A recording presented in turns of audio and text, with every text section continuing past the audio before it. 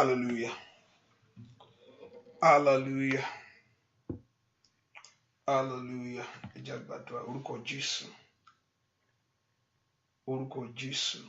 Ọlọ́run tó pọ̀ ní pàtàkì àgbọ̀gá fún oore ọ̀fẹ́ lẹ́ẹ̀kan sí. Àyàn ológo fún ààbò tó péye àti oore ọ̀fẹ́ tá a rí gbà ní ìrọ̀lẹ́ yìí. Yíyá àdúpẹ́ náà fún oore ọ̀fẹ́ rẹ̀ fún àánú rẹ̀ tó pọ̀ gbìyàn rẹ̀. Agbé ọ̀gá fún oore ọ̀fẹ́ àánú rẹ̀ lórúkọ Jésù Olúwa gbọ́ ọpẹ́ wa. Ẹni mọ̀ Ísírẹ́lì lórúkọ Jésù Olúwa gbà yín wa. Ìwọ Ọlọ́run láti wá ní ìrọ̀lẹ́ yìí lórúkọ Jésù Olúwa gbọ́ ọpẹ́ wa. Ẹ̀mọ́ Olúwa náà wá gbára jáde. Ẹ̀mọ́ ìwọ lóníṣẹ́ ó yá ṣiṣẹ́ agbára nírọ̀lẹ́ yìí. Olúwa bá gbogbo ọkàn pàdé. Olúwa ṣe ìyanu ńlá. Jẹ́ kí gbogbo kó jẹ́ tìwọ Jésù. Jẹ́ kí ọlá kó jẹ́ tìwọ Jésù. Láì lórúkọ Jésù Kristi. Olúwa tó olùgbàlà wa, àmín. Ọmọ Ọlọ́run nú ọkàn rẹ bẹ̀rẹ̀ sí gbé Jésù ga ní ìrọ̀lẹ́ yìí. Ẹ ká dúpẹ́ fún oore ọ̀fẹ́ tá a rí gbà. Ẹ ká dúpẹ́ fún àánú Ọlọ́run lórí ayé wa gbogbo. Ìyẹn bá mọ náà lọ àmọ́ pẹ́ dùn. Ẹ ká dúpẹ́ fún ọ̀fẹ́ Ọlọ́run lórí wa. Àtànú rẹ̀ lórí ayé wa gbogbo lọ́wọ́ Jésù pé Jésù ṣe ìwọ ló ń bá mi ṣe, ìwọ ló ń bá mi gbé ẹrù mi.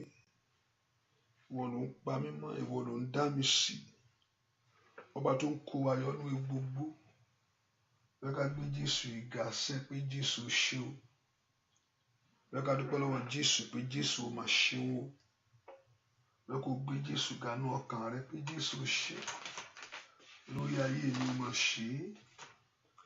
Ẹni máa Ísírẹ́lì ó máa ṣe o. Nínú ọkàn rẹ bẹ́ẹ̀ kó gbé Jésù ìga. Bẹ́ẹ̀ kó yìn fún oore ọ̀fẹ́ àtànú rẹ̀. Bẹ́ẹ̀ kó gbéga fún oore ọ̀fẹ́ rẹ̀ àtẹwà rẹ̀ nínú ayé rẹ̀ sẹ́. Bẹ́ẹ̀ kó gbé Jésù ga fún oore ọ̀fẹ́ tá a rí gbà níwájú Ọlọ́run. Gbogbo ọ̀nà yẹ ká dúpẹ́ lọ́wọ́ rẹ̀ fún oore ọ̀fẹ́ ńlá. Ẹ ká dúpẹ́ fún oore ọ̀fẹ́ Ọlọ́run lórí ayé wa sẹ́. Ẹni máa Ísírẹ́lì ó ṣe. Ẹni tó pọ̀ nípa tagbára ó máa ṣe. Ẹni tó ní gbogbo agbára lọ́wọ́ ó ṣe o. Ẹ ká dúpẹ́ lọ́wọ́ Ọlọ́run pé Ọlọ́run ó ṣe ọba tó ń pa ọmọ tó ń dá ọ sí. Ọba tí ò fi ọ sílẹ̀ fún ìfẹ́ ọ̀tá. Ọba tí ò jẹ́ ó ká lulẹ̀. Ọba tó ń fi àánú gbà wá ní gbogbo ìgbà. Ẹ kó gbé Ọlọ́run yìí ga nú ọkàn rẹ sẹ́ pé Jésù mà ṣe o. Dúpẹ́ lọ́wọ́ Jésù sẹ́, Olúwa o ṣé o.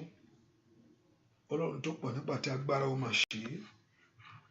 Bẹ́ẹ̀ kó gbé Ọlọ́run yìí ga pé Jésù ṣe o. Alágbára ayé mi ó mà ṣe é. Ibi ìsádi mi àti ibi ìrànlọ́wọ́ mi. Dúpẹ́ lọ́wọ́ Jésù. O kú ní nǹkan tó ń forí balẹ̀ fún. Dúpẹ́ lọ́wọ́ Jésù, dúpẹ́ lọ́wọ́ rẹ̀ sẹ́. Kò síbi tó sá lọ bí kò ń ṣọ̀dọ̀ rẹ̀. Mo fẹ́ kó gbéga, mo fẹ́ kó yìn. Ọlọ́run Ísírẹ́lì ó mà ṣe o. Ẹni máa Ísírẹ́lì ó ṣe. Ẹni tó pọ̀ nípa tágbára ó mà ṣe é. Dúpẹ́ lọ́wọ́ Ọlọ́run yìí. Ẹni máa Ísírẹ́lì ó ṣe o. Ọlọ́run tó pọ̀ nípa tágbára ó ṣe lórí ayé mi. Mo yìn ọ́ sẹ́. Mo yìn lógo. Mo yìn ọ́ fún oore ọ̀fẹ́ ńlá. Mo gbé ọ̀gá fún oore ọ̀fẹ́ Ọlọ́run lórí ayé mi sẹ́. Ọlọ́run dúpẹ́ lọ́wọ́ Jésù pé Jésù ṣe o. Ọlọ́run ìgbàlà ó mà ṣe é. Ọlọ́run mi ó mà ṣe é. Ọlọ́run mi ó mà ṣe é. Dúpẹ́ lọ́wọ́ Ọlọ́run. Tí èèyàn bá mọ núrò á mọ pẹ́ dùn. Tí èèyàn bá ti mọ núrò á mọ pẹ́ dùn wájú Ọlọ́run. Mo fẹ́ ká ronú jinlẹ̀ níwájú Ọlọ́run sẹ́ pé Ọlọ́run ó mà ṣe o fún oore ọ̀fẹ́ tó fún mi. Fún àǹfààní ńlá tí mo rí gbà níwájú ìwọ Jésù yìí. Fún agbára lórí ayé mi gbogbo. Ọba tó ń pa ọmọ tó ń dá ọ sí. Dúpẹ́ lọ́wọ́ Ọlọ́run. Fẹ̀mí ìmoore hàn níwájú rẹ̀ sẹ́. Olúwa mú oore rẹ lórí ayé mi sẹ́. Olúwa mú oore rẹ lórí ayé mi fún àǹfààní ńlá tó fún mi. Ọmọ Ọlọ́run ò bá dúpẹ́ lọ́wọ́ Jésù yìí pé Jésù ṣe o. Ọlọ́run tó pọ̀ nípa tágbára ó ṣe. Ọlọ́run tó ní gbogbo agbára lọ́wọ́ ó ṣe. Ọba tí ò fi àwọn tiẹ̀ sílẹ̀ ó ṣe. Ọba tí ò jẹ́ kí ọ̀nà rẹ̀ dàrú ó ṣe. Ọba tí ò jẹ́ kí ipa ayé ká ó mà ṣe é. Ọba tí ò jẹ́ kó sọnù ó mà ṣe é. Dúpẹ́ lọ́wọ́ Jésù yìí. Jésù ṣe o. Máa fi gbogbo ògo fún ọ. Máa fi gbogbo ògo fún ọ. Dúpẹ́ lọ́wọ́ Jésù ṣe.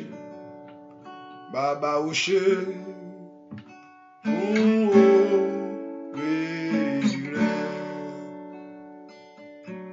Jésù ó ṣe o fún oore rẹ̀. Oore ojoojúmọ́, oore ìgbà gbogbo. Jésù ó ṣe o fún oore rẹ̀. Bàbá ó ṣe fún oore rẹ̀. Bàbá ó ṣe fún oore rẹ̀. Oore ojoojúmọ́ sá. Oore ìgbà gbogbo. Bàbá ó ṣe fún oore rẹ̀. Dúpẹ́ lọ́wọ́ Jésù. Bàbá ó ṣe sá fún oore rẹ̀. Jésù ó ṣe sá fún oore rẹ̀. Oore ojoojúmọ́, oore ìgbà gbogbo. Jésù ó ṣe o fún oore rẹ̀. Ìwà lágbára,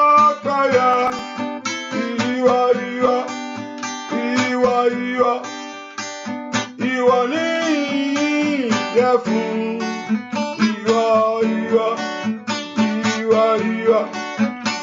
Ìwà lọ bẹ́yẹ̀ o. Ìwà Ọlọ́run ayọ̀. Ìwà lọ bẹ́yẹ̀. Kò máa sọ bàbí rẹ̀ rárá. Kò máa sọ bàbí Jésù.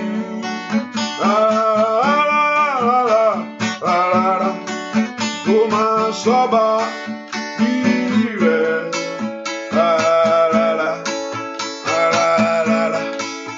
Ọlọ́run ayọ̀ ìwọlọ́ bẹ́yẹ ó ṣeun àná, ó ṣeun òní o, ó ṣeun gbàkúgbà, ó ṣeun ọjọ́ gbogbo. Ayé òkú mọ bó ṣe ń ṣe. Ó ṣeun ànásẹ́, ó ṣeun òní o, ó ṣeun gbàkúgbà, ó ṣeun ọjọ́ gbogbo. Ṣeun àná, ó ṣeun òní o, ó ṣeun gbàkúgbà, ó ṣeun ọjọ́ gbogbo. Dúpẹ́ lọ́wọ́ Jésù kò ṣe o. Dúpẹ́ lọ́wọ́ Jésù má ṣe o. Dúpẹ́ lọ́wọ́ Jésù.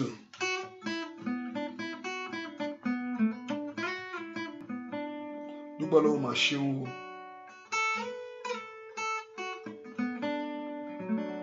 O ṣé o bàbá.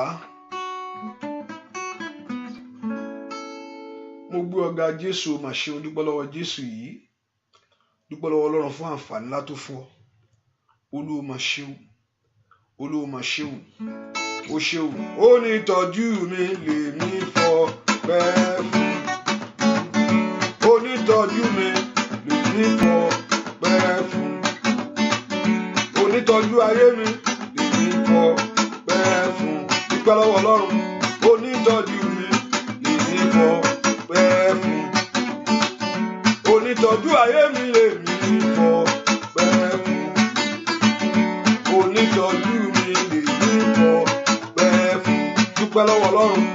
Ta ló olùtọ́jú rẹ? Ó ní ìtọ́jú mi lèmi fọpẹ́ fún.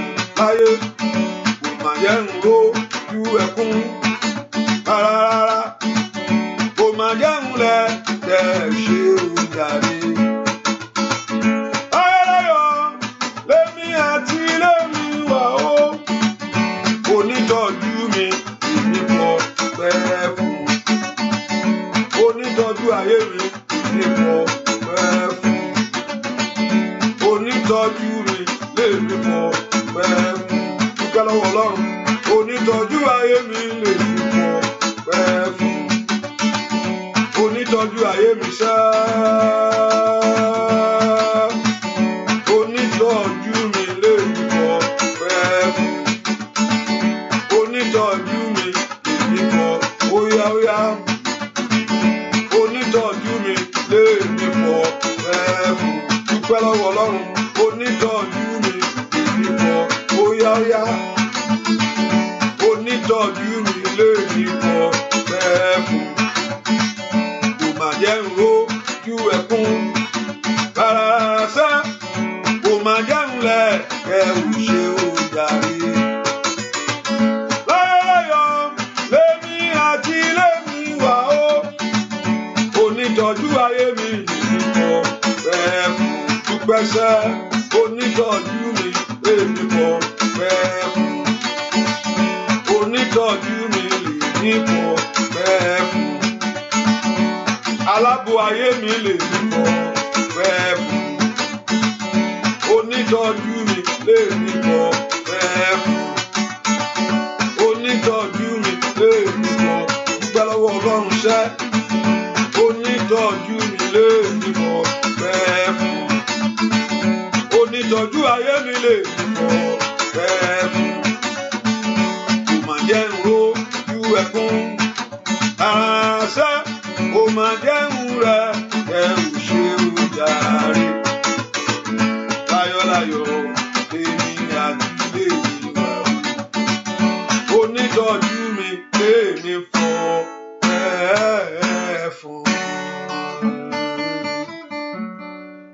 Jésù pé Jésù ṣé o.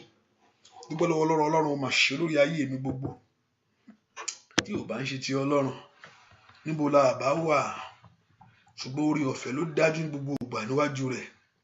Dúpẹ́ lọ́wọ́ Jésù ṣé o. Mo mọ rírì oore ẹ lórí ayé mi.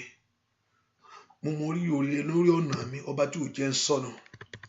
Ọba tí ò jẹ́ ó dẹni ìgbàgbé. Ayé ò kàn èèyàn. Ọba tí ò jẹ́ ó dẹni ìgbàgbé. Ọlọ́run ó máa ṣeun o. Jésù Kristi.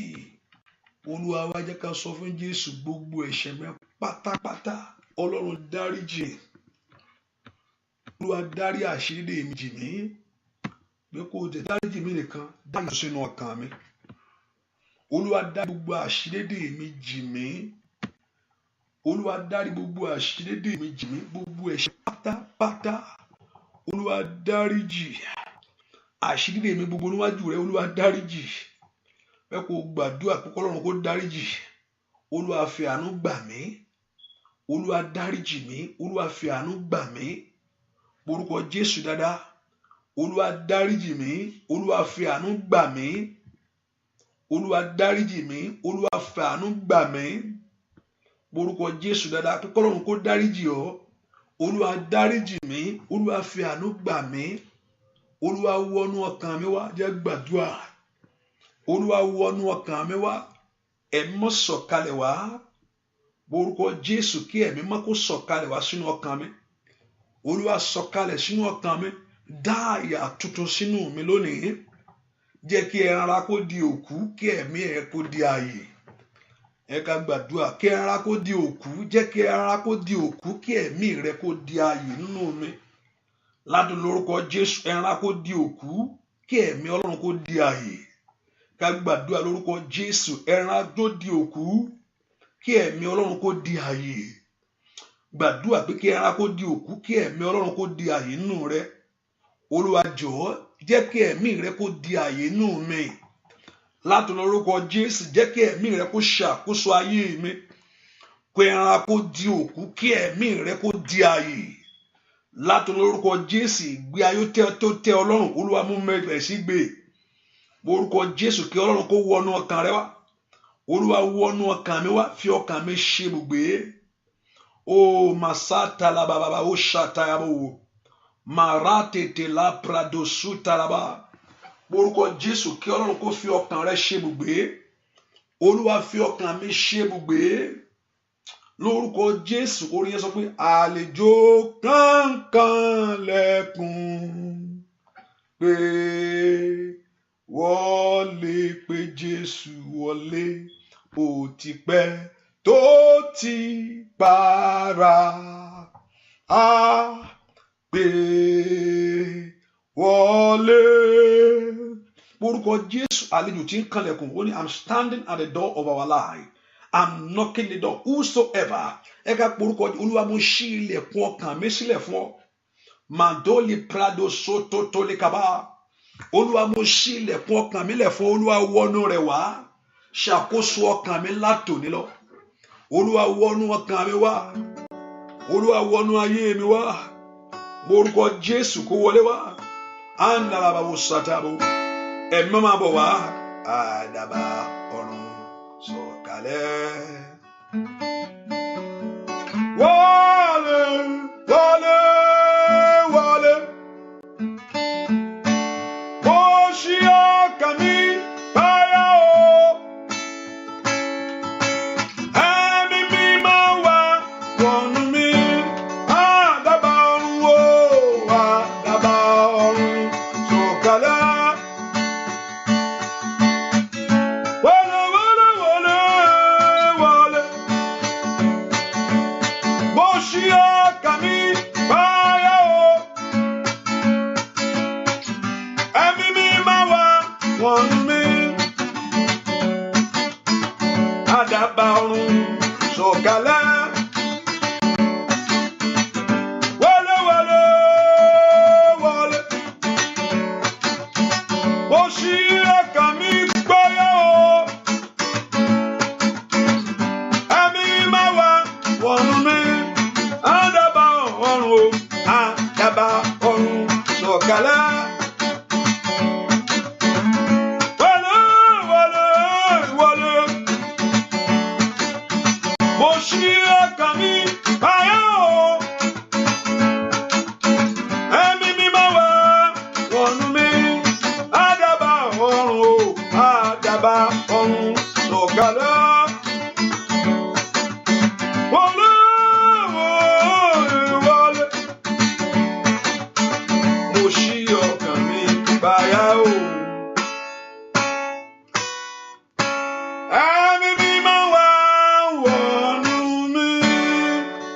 Jésù ẹ̀ mọ́ ṣàkóso ayé mi lónìí.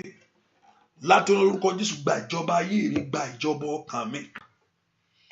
Orúkọ Jésù gba ìjọba ayé mi, gba ìjọba ọkàn mi, gba ìjọba ayé mi lọ́wọ́ ìtìjú àti ẹ̀gàn. Ó yá ẹ̀ mọ́ gba ìjọba ayé mi. Olúwa gbé orí mi tọ̀ wá lọ́wọ́lọ́wọ́ lórúkọ Jésù, mo gbé ayé mi wá. Olúwa gbàjọba, Olúwa gbàjọba. Ẹni tí ò lè kọ ayé ẹni sílẹ̀ lọ́lọ́run. Kò sí bí ayé náà ṣe lè burú tó, kò sí bó ṣe lè bàjẹ́ tán, kò sí bẹ́ẹ̀ ṣe náà ṣe lè pọ̀ tó. Tí ẹ̀ ń bá síwájú rẹ̀, Ọlọ́run ṣe tán láti gbà á ní ìgbà gbogbo.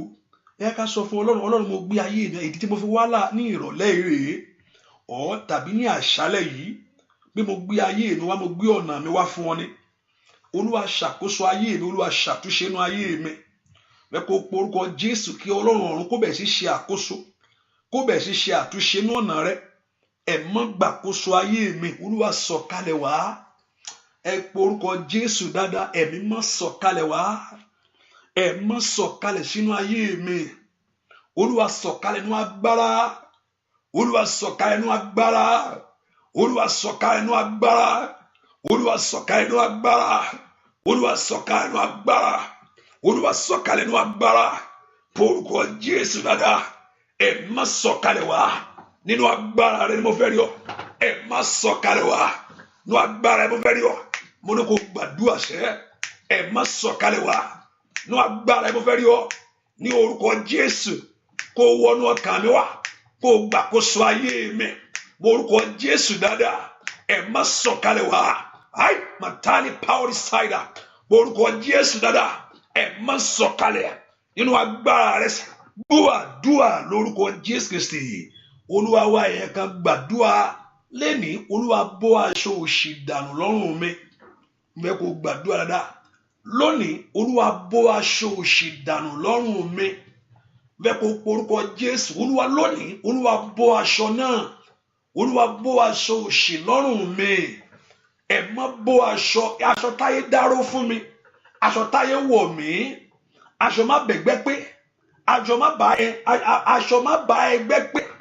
Morúkọ Jésù, Olúwa bọ́ aṣọ òṣì lọ́rùn mi. Ẹ má lórúkọ Jésù, ó yá bọ́. Mo fẹ́ kó gbàdúrà, Olúwa bọ́ aṣọ tí mo wọ̀ yìí. Olúwa bọ́. Olúwa bọ́ aṣọ ẹ̀gàn. Olúwa bọ́ aṣọ ìlọ́rùn mi. Ó yá ìtúsílẹ̀ kó ṣẹlẹ̀ lọ́wọ́lọ́wọ́ yìí. Ríkà pálí zakaba. Ẹ̀mí má ìwọ ló ní iṣẹ́ kan ọ́. Lórúkọ Jésù bẹ̀rẹ̀ sí bọ́ aṣọ ẹ̀gàn. Bó aṣọ àbùkù, ó yá, bó aṣọ èrí, ó yá lórúkọ Jésù bọ́. Ọmọ Ọlọ́run gbàdúrà kọ́lọ́run kó bọ́ aṣọ lọ́rùn rẹ lọ́wọ́lọ́. Aṣọ táyé wọ̀ ọ́, aṣọ tí mo wọ̀ sọ́rùn, èyí tó lòdì sí ògo, aṣọ tí mo wọ̀ sọ́rùn ní orúkọ Jésù, èyí tí ò jẹ́ kí n rí olóore, aṣọ tí mo wọ̀ sọ́rùn, èyí tí ò jẹ́ kí n rí àánú gbà, ó yá po orúkọ Jésù. Olúwa bọ́ lọ́rùn mi, ó yá gbàdúrà sẹ́, ẹ mọ́ bọ́. Ó yá bọ́ aṣọ òṣì, ó yá bọ́ aṣọ ẹ̀gàn. Orúkọ Jésù dáadáa. Olúwa bọ́ aṣọ tí ò jẹ́ kí n bẹ́gbẹ́ pé, aṣọ tí ò fẹ́ kí n tẹ̀síwájú. Gbọ́ àdúrà lórúkọ Jésù Kristi. Olúwa wa. Jeremiah chapter 42 verse 41. Chapter 42 verse 11. Jeremiah chapter 42 verse 11. Jeremiah chapter 42 verse 11 says, ẹ má bẹ̀rù ọba. Ẹ má bẹ̀rù. Ẹ má bẹ̀rù ọba Bábélì. Bẹ́ẹ̀ni. Ẹni tí ẹ̀yin bẹ̀rù. Bẹ́ẹ̀ni. Ẹ má ṣe bẹ̀rù rẹ̀ ni Olúwa wí. Nítorí èmi wà pẹ̀lú yín láti ràn yín lọ́wọ́ àti láti gbà yín ní ọwọ́ rẹ̀. Bẹ́ẹ̀ni. Verse 12. Èmi ó sì fi àánú hàn fún yín. Bẹ́ẹ̀ni. Kí òun kí ó lè ṣàánú fún yín. Bẹ́ẹ̀ni. Yóò sì mú kí ẹ̀yin padà sí ilẹ̀ yín. bẹ́ẹ̀ ni ó ní ká má bẹ̀rù ohun tí èèyàn ń bẹ̀rù ìgbà míì nǹkan máa wà wájú èèyàn tí èèyàn máa you always afraid of it, you are afraid of the things in front of you. Ọlọ́run ní kí èèyàn bẹ̀rù ó ní be not afraid of the king of Babylon, má bẹ̀rù ẹ̀, that whom ye are afraid. Ọlọ́run ti rí pé ẹ̀rù wà lára wọn ẹ̀ńtẹ́ yìí ń bẹ̀rù yẹn má bẹ̀rù ẹ̀ ibi tí àánú máa ti jáde ọwọ́ Ọlọ́run àánú máa ti jáde. The situation of your life never determines where you are. God determines everything. Ọlọ́run ló máa ń sọ tí yàn á dà láyé kò ń ọ̀tá gan ò lè sọ ẹni tó bá lọ sọ́dọ̀ Ọlọ́run ọ̀tá máa darí ẹ̀ ríboríbo ni wọ́n á lo ayé ẹ̀ ń kú mọ̀ bẹ́ẹ̀ ni ṣùgbọ́n ẹni tó bá sátọ̀ Ọlọ́run lọ́wọ́ dán kí ìtìjú kó fi ayé ẹ̀ lẹ̀ ẹ po orúkọ Jésù ìwé ẹ̀rù ayé mi sẹ́ ó yá di òfo lónìí. Ohun tó ń dẹ́rù bà mí ọ̀pọ̀lọpọ̀ awọ ayé abúsẹ́kún ni pé níbo ló ń fẹ́ gbá ilé yìí sí báyìí. Ẹ po orúkọ Jésù ẹ̀rù mi kó di òfo lónìí. Gòláyátì ayé mi kó ṣubú látọ̀lọ́ lórúkọ Jésù. Gbogbo tí ń dáyà já ayé mi gbogbo tí màá rántí pé ọjọ́ mà ti lọ ọ̀pọ̀lọpọ̀ awọ ọjọ́ orí àní ó ti lọ bí kàlẹ́ndà. Mo orúkọ Jésù màtálì bàràtà usata gbogbo tó ń ba ayé mi lẹ́rù ní orúkọ Jésù wọ Gòláyátì ayé mi lónìí lórúkọ Jésù ó yá ṣubú lulẹ̀ ó yá Ọlọ́run dìde ó ní kó o má bẹ̀rù ìdí tó ní kó o má bẹ̀rù pé òun fẹ́ ràn ẹ́ lọ́wọ́ ni ó yá bẹ̀rẹ̀ ràn lọ́wọ́ mi lónìí.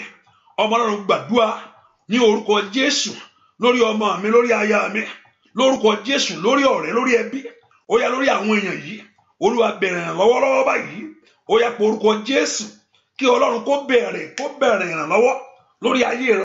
Ó sọ náà rẹ̀ pé ó lóun ó ràn ọ́ lọ́wọ́ kàtáyà bàbá ó sàkàpàyàbà ó lóun ó ràn ayé rẹ lọ́wọ́ ó lóun ó ràn ẹ́ lọ́wọ́ ó yá lórúkọ Jésù lórúkọ Jésù màtáyà bàbá kọ́lọ́run kó dìde gbogbo tó ń já mi láyà ó yẹ wọlé ó yá gbàdúrà ó tó ń já ayé mi láyà gbọ́ àdúrà lórúkọ Jésù Kristi Olúwa wa. Dìde fún ìrànlọ́wọ́ mi o bàbá dìde fún ìrànlọ́wọ́ mi o bàbá má kò mí níran má kọ̀ mí sílẹ̀ dìde fún ìrànlọ́wọ́ mi o bàbá ó yá dìde fún ìrànlọ́wọ́ mi o bàbá dìde fún ìrànlọ́wọ́ ayé mi o bàbá gbàdúrà máa wò mí níran máa kọ̀ mí sílẹ̀ dìde fún ìrànlọ́wọ́ mi o bàbá. Èèyàn kan gbàdúrà gbogbo tó ń pa ògo dà gbogbo tó ń pa ògo dà dìde fún ìrànlọ́wọ́ ayé mi o bàbá dìde fún ìrànlọ́wọ́ mi o bàbá ó yá máa wò mí níran máa kọ̀ mí sílẹ̀ dìde fún ìrànlọ́wọ́ mi o bàbá gbàdúrà sẹ́ dìde fún ìrànlọ́wọ́ mi o bàbá dìde fún ìrànlọ́wọ́ ayé mi o bàbá máa wò mí níran máa kọ̀ mí sílẹ̀ dìde fún ìrànlọ́wọ́ mi o bàbá dìde fún ìrànlọ́wọ́ ayé mi o bàbá dìde fún ìrànlọ́wọ́ ayé mi o bàbá wá wò mí níran máa kọ̀ mí sílẹ̀ dìde fún ìrànlọ́wọ́ mi o bàbá ó yá wá ayé mi lọ́wọ́ mo ní wá ran iṣẹ́ mi lọ́wọ́ Èdùmàrè gbéṣẹ́ rẹ̀ dìde ó yá wá ràn mí lọ́wọ́ wá ràn ilé mi lọ́wọ́ ó yá Èdùmàrè gbéṣẹ́ rẹ̀ dìde ó yá gbàdúrà Èdùmàrè gbéṣẹ́ rẹ̀ dìde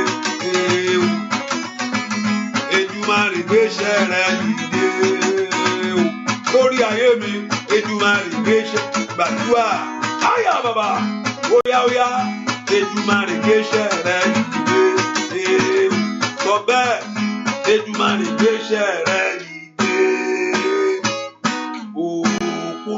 Jésù ìwọ ìrànlọ́wọ́ dìde fún mi. Olúwa ìjà yìí mi lè dájà. Olúwa ìrànlọ́wọ́ dìde fún mi. Ìjà yìí mi lè dájà. Olúwa dé ìrànlọ́wọ́ fún mi. Mẹ́kò dìde pàṣídà kàtàyàbá. Mo orúkọ Jésù Olúwa dìde. Ìrànlọ́wọ́ fún ayé mi Olúwa dìde. Ó yá mẹ́kò gbé ogun ayé mi. Mẹ́kò gbé ogun ayé mi wí. Ó yá mẹ́kò dé ìrànlọ́wọ́ ńlá fún ayé mi sẹ́. Mo ní òun ó ràn lọ́wọ́. Ó dùn má bẹ̀rù. Olóhùn ó ràn lọ́wọ́. I will deliver you from his hand. Màtọ́lì àbàbàbà Olúwa gbà mí. Ìjà yìí mi lè dájà gbàdúrà lórúkọ Jésù. Ọlọ́run lórúkọ Jésù ìjà yìí èmi ò lè dájà.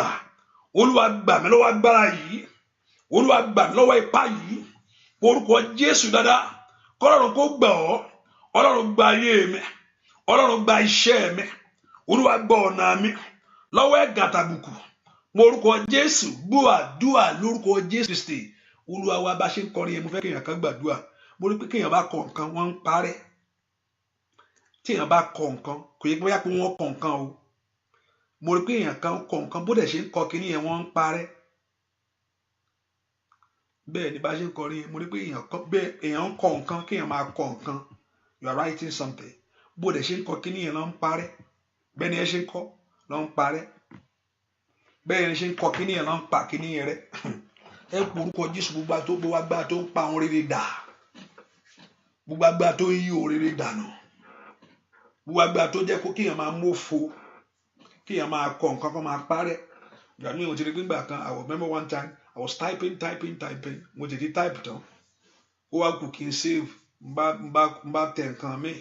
N bá gbé báàgì. Nǹkan tó ti type for almost an hour or more than that. Hallelujah pé ọwọ́ kankan ló ṣe fi ń tẹ̀. Ẹ pé ìgbà tó dé kó wá dé kó save ló kì í ṣáà máa bú ẹ̀rín ni kí n má sọ nǹkan mi. Bẹ́ẹ̀ ni àwò kéèyàn máa kọ nǹkan kan máa parẹ́ èèyàn kan fẹ́ kó gbàdúrà. Gbogbo agbára tó ń pa ohun rere dà. Agbára tó ń pa ohun rere dà. Agbára tó ń yí ohun rere dànù. Agbára tó ń pa ohun rere dà. Agbára tó ń yí ohun rere dànù. Ó yá lórúkọ Jésù agbára náà kó wọlẹ̀ níwájú mi lónìí. Agbára tó ń yí ohun rere padà. Agbára tó ń yí ohun rere dànù. Lórúkọ Jésù nú ayé mi Olúwa bá wí lónìí. Mẹ́kọ̀ọ́ orúkọ Jésù Olúwa bá wí. Ayaba síta yàwó. Ìrètí mi tàbí làálàá mi ò gbúdọ̀ já sófo. Orúkọ Jésù dá ìrètí mi tàbí làálàá mi láyé kò gbúdọ̀ já sófo. Ó ti wà bẹ́ẹ̀ lọ́jọ́ pípẹ́. Ó retí ìyanu ni. Ó yá. Ai màtá ìpáwọ̀ ní sáyà. Orúkọ Jésù kò gbúdọ̀ já sófo. Wọ́n ti ṣiṣẹ́ bàjẹ́ yìí. Olúwa mú so. Wọ́n ti ṣiṣẹ́ bàjẹ́ yìí. Olúwa mú so. Gbàdúrà sẹ́. Ọwọ́ tó ń ṣiṣẹ́ bàjẹ́ yìí. Olúwa mú so. Ọwọ́ tí ń yíre dànù. Ọwọ́ tó ń pa ohun rere rẹ́ ní orúkọ Jésù. Ọwọ́ tí ò fẹ́ kí ohun rere kó dúró fún ọ. Ọwọ́ náà lórúkọ Jésù kó sọnù. Aya bàbá ó sàtà. Kó so agbára nù. Kó so agbára nù. Kó so agbára nù. Kó so agbára nù. Kó so agbára nù. Kó so agbára nù. Ó yá kó so agbára nù. Ọwọ́ náà kó so agbára nù. Ọwọ́ tí ń pa ohun rere rẹ́. Ọwọ́ tí ń yí ohun rere dànù. Ọwọ́ tí ń pa ohun rere rẹ́. Ọwọ́ tí ń yí ohun rere dànù. Ọwọ́ tí ń pa ohun rere rẹ́. Ọwọ́ tí ń yí ohun rere dànù. Masaide bakori aba o satayaba. Gbúàdúà lórúkọ Jésù Kristi. Olúwa wa ní ọ̀sán yẹn I begin to think about it. But most of the time we pray against the enemies of our life. Ọ̀pọ̀lọpọ̀ àdúrà tàgbà Olúwa bá ń fọ́rí ọ̀tá bá ń lárí wọn mọ́lẹ̀. Olúwa bá mi ṣẹ́gun wọn. Olúwa jẹ́ wọn jọ ń kú. Olúwa ta wọn lọ́fà. Olúwa gbogbo àdúrà tá máa ń gbà nìyẹn kọ́lọ́ ṣáà ká kọ́lọ́. And I began to think about it this afternoon, just begin to look at it, look at our prayer. And I look at where we're from. And I began to look at the things that surround us. So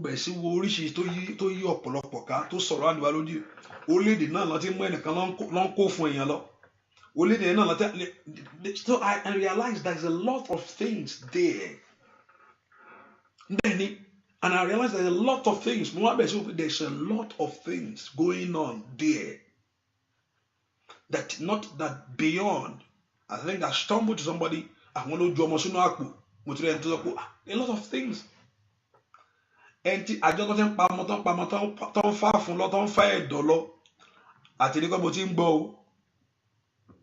that has been long for long time kò dáwọ́ dúró now is getting more than before kí ẹ̀ gan fi apá ẹ̀ lẹ́ẹ̀gan wọ́n mu tó bá gbà kó lè bá pé ó fa apá ẹ̀ síbì kan kó lè bá wá apá yẹn mára kó lè tó mọ̀ wọ́n ti máa pa lọ o bẹ́ẹ̀ ni àbí kí ẹ̀ gbá apá yẹn mú nìkan ló kù is how worse and bad it is and I begin to look at it why not Ọlọ́run bá mi ṣẹ́ ogun Ọlọ́run bá mi ṣẹ́gun ọ̀tá ìyẹn gan ni tó lọ́tọ̀ náà ẹ porúkọ Jésù Olúwa sọ́nà rẹ̀ pé ó gbà mí ṣe ìtúsílẹ̀ ayé mi lónìí Olúwa gbà mí lọ́wọ́ agbára tí ń dààmú mi Olúwa gbà mí lọ́wọ́ agbára tí ń dààmú mi Olúwa gbà mí lọ́wọ́ agbára tó ní kò ní ṣeé ṣe Olúwa gbà mí lọ́wọ́ agbára tí ó ń dààmú mi Olúwa gbà mí lọ́wọ́ agbára tó ní kò ní ṣeé ṣe Olúwa gbà mí lọ́wọ́ agbára tó ń dààmú mi Olúwa gbà mí lọ́wọ́ agbára tó ní kò ní ṣeé ṣe Olúwa gbà mí lọ́wọ́ agbára tí ń dààmú mi Olúwa gbà mí lọ́wọ́ agbára tí tó ní kò ní ṣeé ṣe ẹ pọ orúkọ Jésù sẹ́ Olúwa gbà mí lọ́wọ́ agbára tí ń dààmú mi Olúwa gbà mí lọ́wọ́ agbára tó ní kò ní ṣeé ṣe ẹ pọ orúkọ Jésù ai matali power cider oya ai matali power cider káríà orúkọ Jésù Olúwa gbà mí lọ́wọ́ agbára tí ń dààmú mi Olúwa gbà mí lọ́wọ́ agbára tó ní kò ní ṣeé ṣe ẹ pọ orúkọ Jésù Olúwa gbà mí lọ́wọ́ agbára tí ń dààmú mi Olúwa gbà mí lọ́wọ́ agbára tó ní kò ní ṣeé ṣe ẹ gbàdúrà orúkọ Jésù ọwọ́ agbára tí ń dààmú mi ai matali power cider gbọ́ àdúrà lórúkọ Jésù Kristi Olúwa wa mo gbọ́ orúkọ kan létí mi mólí ẹ máa ń fi yòókù lẹ̀ mo rí pé èèyàn kan wọnú ibì kan lọ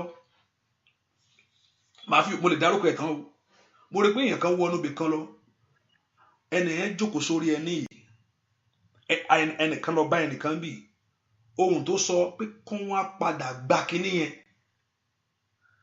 there's a conversation between them pé kó wọn padà gba kínní yẹn pé kó wọn padà wá gbà á làkàn wọn bọ̀ wá padà wá gba kínní yẹn wọn bọ̀ wá padà wá gba kínní yẹn wọn bọ̀ wá gbà á ẹ pọ orúkọ Jésù dáadáa ẹ pọ orúkọ Jésù dáadáa ẹni tí ń ya ojúlé ká nítorí ọ̀rọ̀ mi ẹni tí ń ya ojúlé ká nítorí ọ̀rọ̀ mi ẹni tí ń ya ojúlé ká nítorí ọ̀rọ̀ mi ẹni tó ń ya ojúlé ká iṣẹ́ ti parí kán wá gbà lókù ẹni tó ń ya ojúlé ká nítorí ọ̀rọ̀ àwọn ọmọ mi mo sọ pé things that surround us ó máa ń fà á a lot of things that cause trouble ọ̀pọ̀lọpọ̀ torí pé o tiẹ̀ parí school ni that's the kan tó po parí school that's the ọ̀tẹ́ pé ọ̀pọ̀lọpọ̀ tiẹ̀ ń graduate tán tiẹ̀ bó tán wò kankan ọ̀pọ̀lọpọ̀ tó tiẹ̀ lọ tó ló ń wa mọ́tò lè fa ogun sínú ayé èèyàn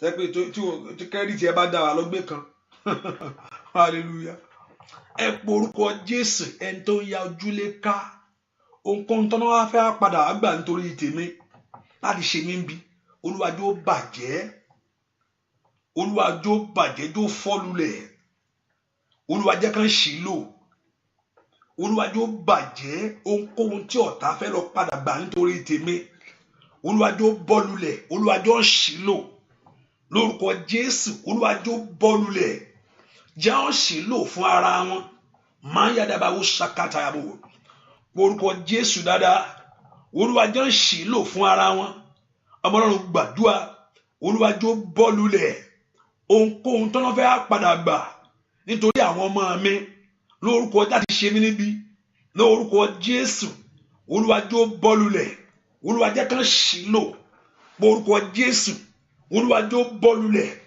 Olúwa jẹ́ kán ṣì lò fún ara wọn lórúkọ Jésù matalia adaka pariaba gbàdúrà lórúkọ Jésù Olúwa jẹ́ ṣì lò ohunkóhun tó fẹ́ padà gbà nítorí tèmi lórúkọ Jésù ẹ̀mí máa ń ṣì lò jọ̀ọ́ bọ́ lulẹ̀ jọ̀ọ́ bọ́ lulẹ̀ jọ̀ọ́ bọ́ lulẹ̀ lórúkọ Jésù kó bọ́ lulẹ̀ Olúwa jọ̀ọ́ ń ṣì lò lórúkọ Jésù jọ̀ọ́ bọ́ lulẹ̀ lórúkọ kíní yẹn kó bọ́ lulẹ̀ lórúkọ Jésù dáadáa Olúwa jọ̀ọ́ bọ́ lulẹ̀ jẹ́ kí ọ̀tá mi kó ṣílò, ọ̀tá rẹ kó ṣílò.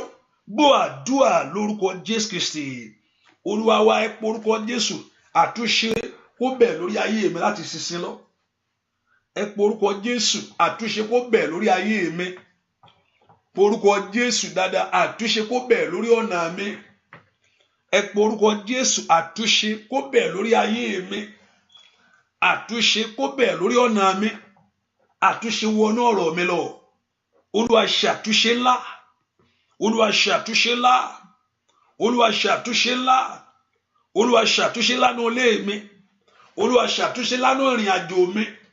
Ọmọlọ́run gbàdúrà kí àtúnṣe kó bẹ̀ lórí ayé rẹ. Olúwa ṣàtúnṣe ńlá lórí ayé mi nísinsìnyí, lórí ọ̀nà mi láti sísin lọ. Olúwa ṣàtúnṣe ńlá. Ọmọlọ́run porúkọ Jésù, àtúnṣe kó bẹ̀ ní ọ̀nà rẹ sẹ́. Olúwa ṣàtúnṣe. Olúwa ṣàtúnṣe. Olúwa ṣàtúnṣe. Olúwa ṣàtúnṣe. Olúwa ṣàtúnṣe. Olúwa ṣàtúnṣe. A change. Lord, begin to do it. Ṣàtúnṣe ńlá. Porúkọ Jésù. Olúwa ṣàtúnṣe. Óyá, óyá, óyá. Porúkọ Jésù. Olúwa ṣàtúnṣe nínú ayé mi sẹ́. Olúwa ṣàtúnṣe nínú ọ̀nà mi sẹ́. Olúwa ṣàtúnṣe nínú ayé àwọn ọmọ mi. Porúkọ Jésù. Óyá, óyá, óyá. Gbọ́ àdúrà lórúkọ Jésù Kristi. Olúwa wa, ó porúkọ Jésù. Ẹ̀yin ogun ọ̀run, ẹ gbà fún mi. Ẹ gbà fún mi. Ẹ jẹ́ ó ṣeé ṣe fún mi. Ẹ̀yin ogun ọ̀run, ẹ gbà fún mi. Ẹ jẹ́ ó ṣeé ṣe fún mi. Porúkọ Jésù sẹ́, kí ogun ọ̀run kó gbà fún ọ. Kó jẹ́ ó ṣeé ṣe fún ọ. Porúkọ Jésù, ẹ̀yin ogun ọ̀run, ẹ gbà fún mi. Ẹ jẹ́ ó ṣeé ṣe fún mi ní ọdún yìí. Ẹ̀yin kò bá lánàá rẹ kó sọ kiri náà. Lórúkọ Jésù, ẹ̀yin ogun ọ̀run, ẹ gbà fún mi. Ẹ jẹ́ ó ṣeé ṣe fún mi. Orúkọ Jésù dáadáa, ẹ̀yin ogun ọ̀run, ẹ gbà fún mi. Aya bàbá wo ṣàkàbàbò. Orúkọ Jésù, ẹ̀yin ogun ọ̀run, ẹ gbà fún mi. Nínú ọdún kan yìí, nínú ọdún yìí, ní orúkọ Jésù ní ayé kan tí mo wá, ó yẹ gbà fún mi. Kémi náà kó dọlọ́mọ, kémi náà kó dọlọ́kọ, kémi náà kó daláya. Gbàdúrà sẹ́, kémi náà ṣe rere. Óyá, óyá, óyá. Lórúkọ Jésù. Óyá, óyá, óyá. Óyá, óyá, óyá. Óyá, óyá, óyá. Ai, matali abo satayaba. Gbọ́ àdúrà lórúkọ Jésù Kristi. Èèyàn kan gbàdúrà. Adé àpèsè táyé ṣí lọ lórí mi.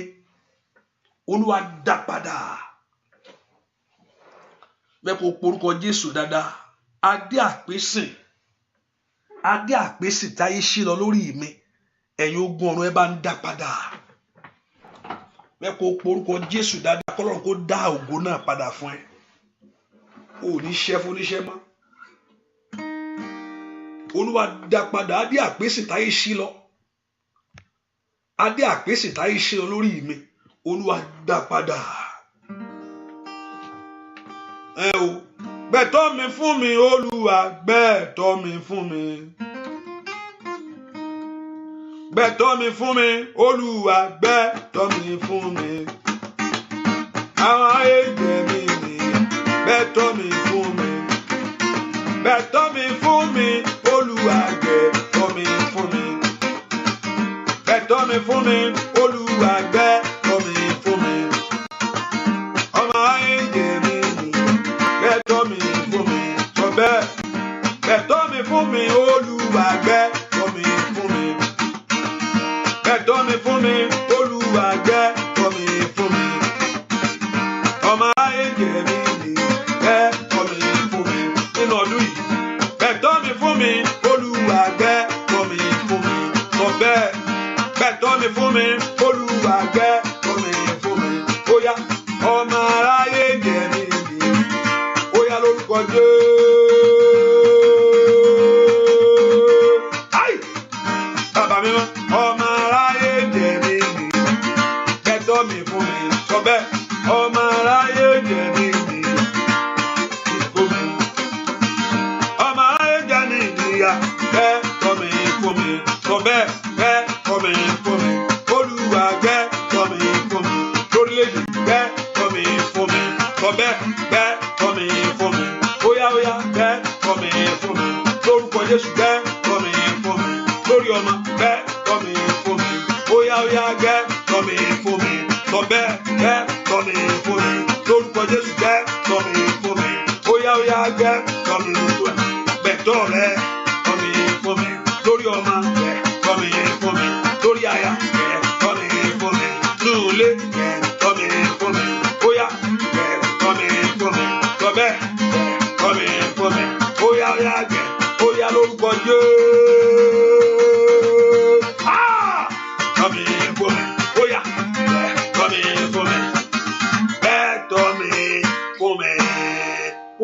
Jésù adé àpèsè Olúwa dá padà ohun tó jẹ́ tiẹ̀ táyé ti tán ti rámú ohun tó jẹ́ táyé ti gbọ́wọ́lé ẹ̀yin ogun ọ̀run ẹ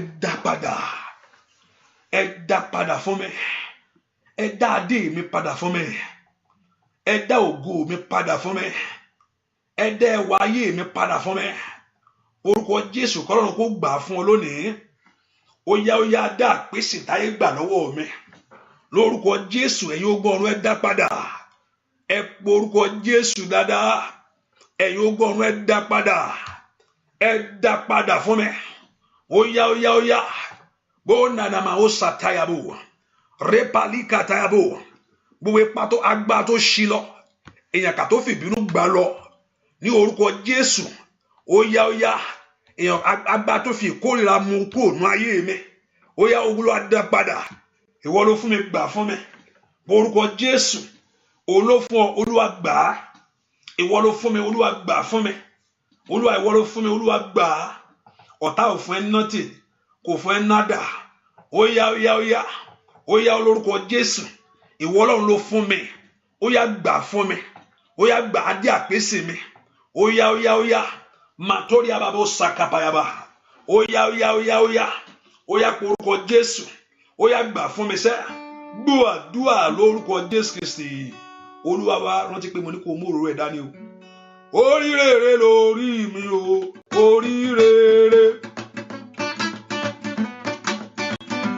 oríire ọbẹ̀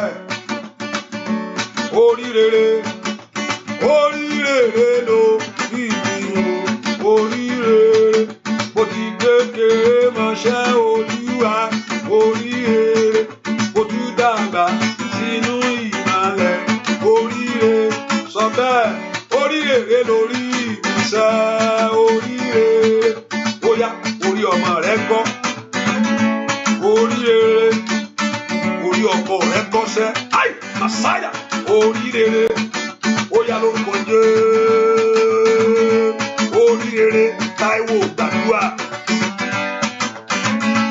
oríire ayà bàbá ṣàtàyàbà ó yá oríire ayà dà tẹ́kẹ̀tẹ̀ dàbà yìí tẹ̀kẹ̀dà oríire lórí iṣẹ́ oríire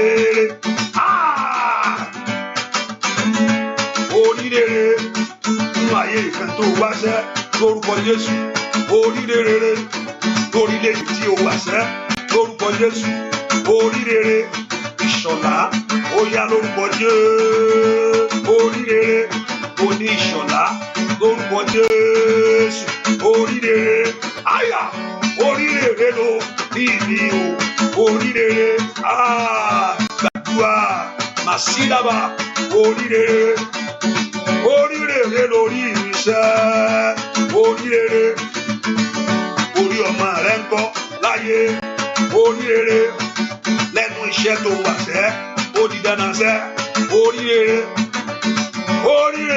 ló ìní o oríire ó yá sọ bẹ́ẹ̀ oríire lórílẹ̀-èdè oríire torí rẹ oríire nínú àjò oríire nínú ẹnu iṣẹ́ oríire orí rẹ ò ní burú oríire orí ò ní gbàbọ̀dé oríire ayá bàbà oríire ó yá sọ bẹ́ẹ̀ oríire lórí ìmẹ̀ṣẹ́ oríire nínú ọdún yìí Màsáyà bàbá kàpàdéàbà oríire látẹ́lẹ̀ àbàbọ̀ tàkàyàbà oríire òdìdí sóko òdìdí sọ́fìn oríire ò ní gbàbọ̀dé ó yá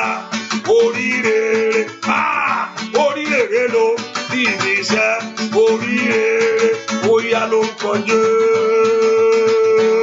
oríire ó yá múra sí kàbáyàbá mrakatayaba oríire màlífẹ̀lòkò pálùsòkò pàdéàbà oríire màsẹ́ni àwọn kàtàyàbàbà ó yá oríire sọ bẹ́ẹ̀ ó yá lórúkọ Jésù oríire àndẹ̀rẹ̀wà ó ṣàtàyàbàbà nínú ọdún yìí oríire onídìrà kórì rẹ kó sọ̀rọ̀ láàrin ẹbí oríire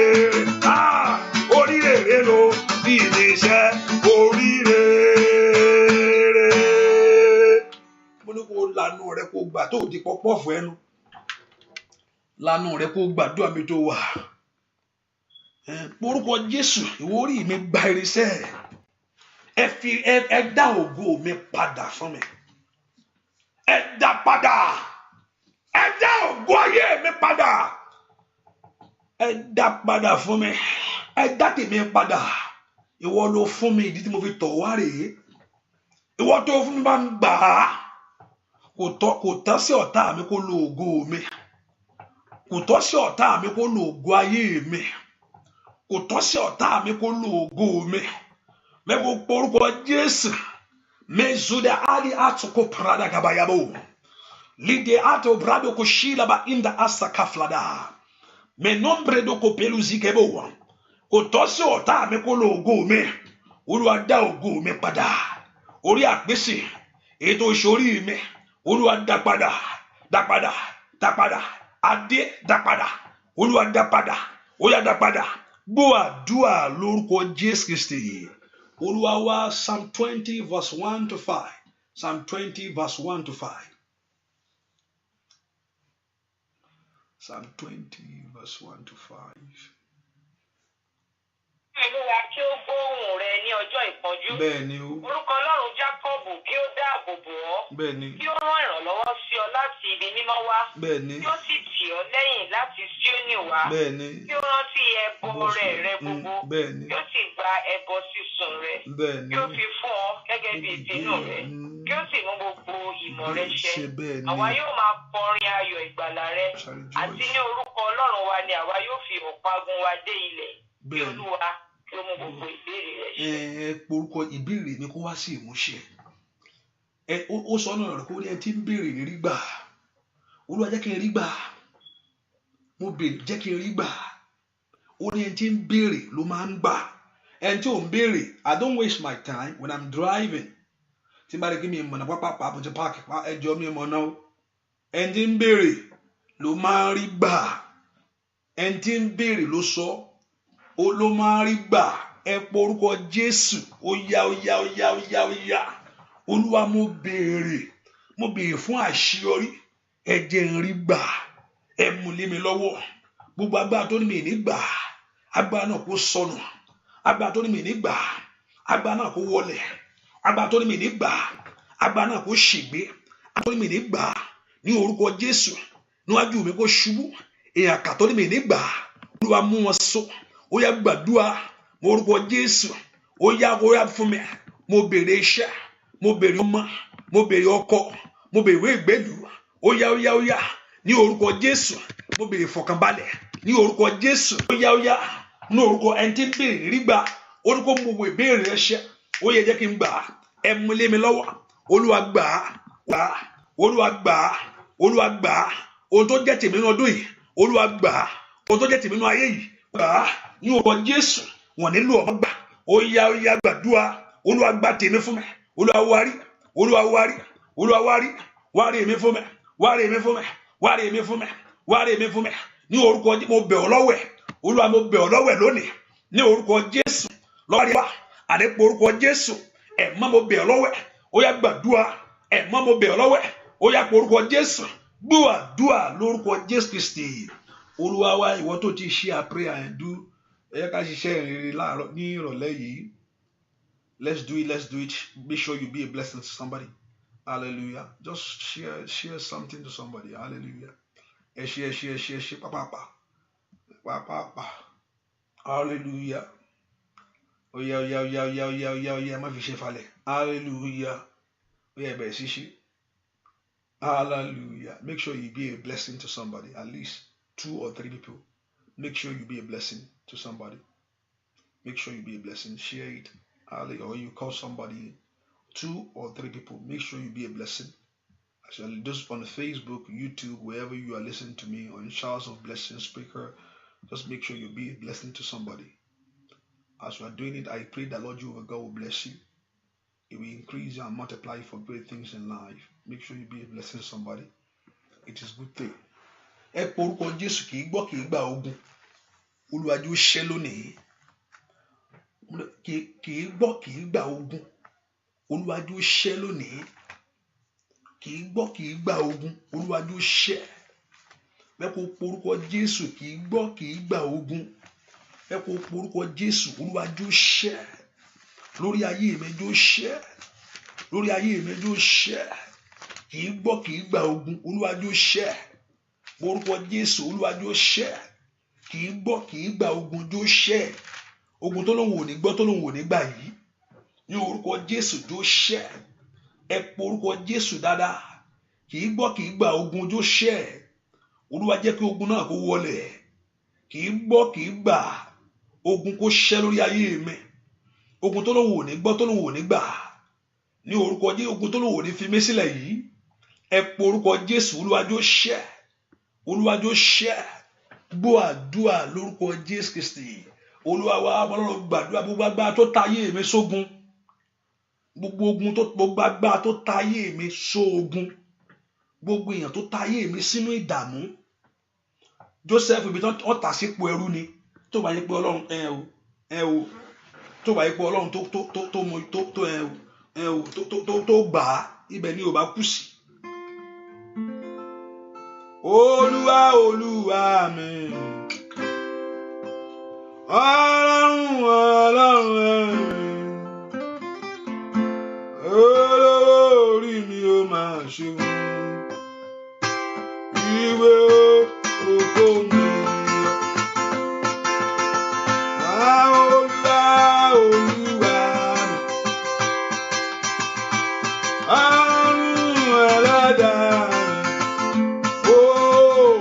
olówó orí mi ó máa ṣe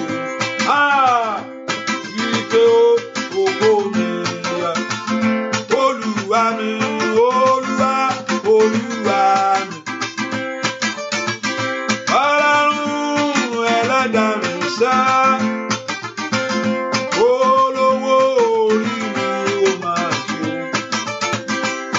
ìpè ògo mi nínú ìdààmú ayé Olúwa Olúwa mi óyá óyá Ọlọ́run Ẹlẹ́dàá mi sá.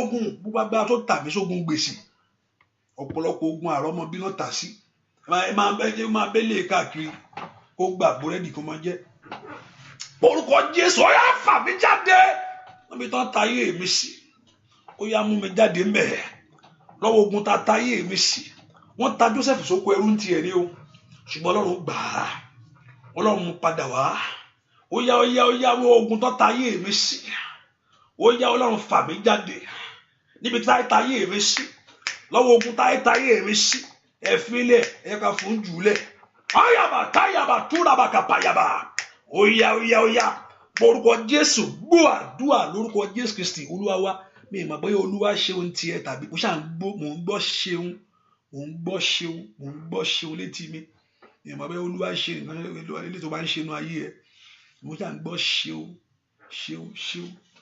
mo gbàdúrà kọ́lọ́run kó fọ̀ jáde mo ṣáà ń gbọ́ ṣeun mo ń gbọ́ mo orúkọ Jésù lọ́wọ́ ogun tá a tayé mi sí ẹ̀mí má fà mí jáde ó yá gbà mí lọ́wọ́ ogun tá a tayé àwọn ọmọ mi sí Olúwa gbà mí lọ́wọ́ ogun tá a tà mí sí mo sọ pé ogun jogun lọ ìjà sì jìjà lọ ohun tó ń ṣe ọ́ kọ́ ló ń ṣe mí ṣùgbọ́n ohun tó bá ń ṣe olúkálùkù ó tó láti bá yólú ẹ̀jẹ̀ tí yóò bá múra ẹ̀fọ́rí gangan ẹ̀fọ́rí lásán ẹnìkan wọ́n ní ìkó lọ fún ìkó wọ́n kàn fún ìkó ni o ìkó ló gbà lọ tó o mójútó ìkó inú yẹn kàn ń ṣe mí lẹ́ẹ̀kọ̀ọ̀kan o mójútó kíákíá kí ni í ṣe ọ́ lẹ́ẹ̀kọ̀ọ̀kan ó yá gbàdúrà orúkọ Jésù àyà lọ́wọ́ ogun tá a tà mí sí ó yá màkáyà bàbá sàkálì ẹ̀bà kàpùràdà ó yá fà mí jáde manumbredo kò palize kàpáyàbò orúkọ Jésù mẹtálíà mandoro sítàyàbà ó